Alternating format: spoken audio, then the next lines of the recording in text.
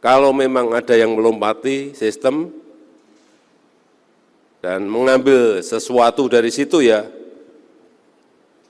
kalau terkena OTT ya hormati proses hukum yang ada.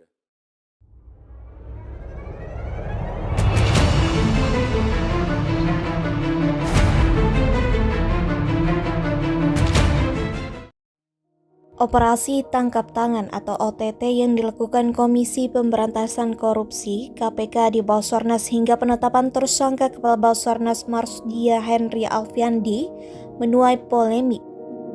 Pihak TNI dengan tegas menilai KPK menyalahi aturan. Kegiatan OTT tersebut dilakukan KPK pada Selasa 25 Juli di Jakarta Timur dan Bekasi. 10 orang ditangkap, salah satunya Koordinator Staf Administrasi atau Korsmin Kabasarnas Letkol Afri Budi Cahyanto. KPK mengatakan telah melibatkan Puspom TNI dalam gelar perkara penetapan tersangka. Hasilnya, Letkol Afri dan Kabasarnas Marsdia TNI Henry ditetapkan sebagai tersangka. Dan Puspom TNI Marsda TNI Agung Handoko mengatakan penetapan tersangka KPK dalam hal ini keliru. Sebab penetapan tersangka hanya bisa dilakukan oleh Puspom TNI karena statusnya masih perwira aktif.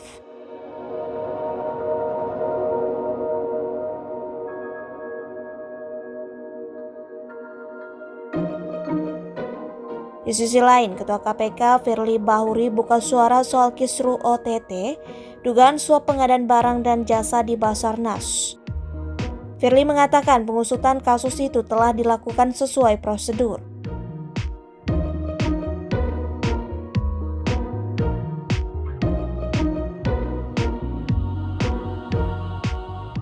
Dalam kasus suap di Basarnas, Firly mengatakan pihaknya menyadari adanya keterlibatan dari anggota TNI aktif. Dia mengaku KPK telah berkoordinasi dengan Puspom TNI.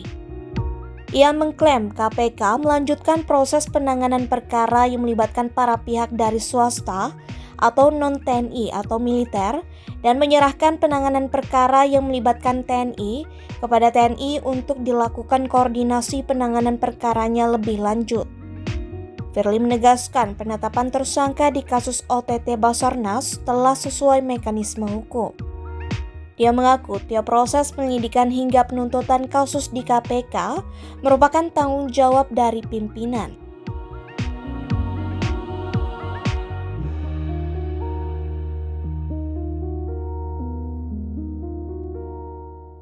Firly juga menyinggung terkait dukungan Presiden Joko Widodo dalam pengusutan kasus korupsi di Basarnas. Firly sepakat akan adanya perbaikan sistem pengadaan barang dan jasa untuk mencegah peristiwa serupa terulang kembali. Sementara itu, Panglima TNI Laksamana Yudo Margono mengatakan kasus dugaan suap proyek di Basarnas menjadi evaluasi di tubuh TNI.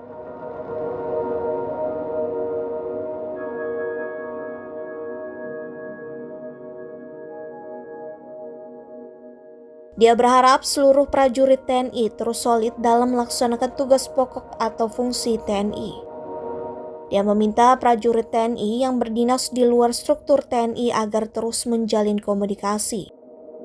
Dia juga berpesan pejabat TNI tetap membina prajurit TNI meski tak mengenakan seragam loreng.